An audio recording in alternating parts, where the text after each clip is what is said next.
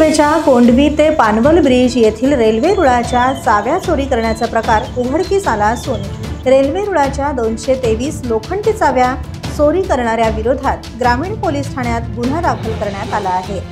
ही घटना 28 ते 29 जून रोजी सकाळी 6 वाजता कोकण रेल्वे विभागाच्या कोंढवी ते पानवल ब्रिज या परिसरात निदर्शनास आली। या प्रकरणी ग्रामीण पोलीस ठाण्यात 30 जूनला संशयिताविरुद्ध गुन्हा दाखल करण्यात आला आहे।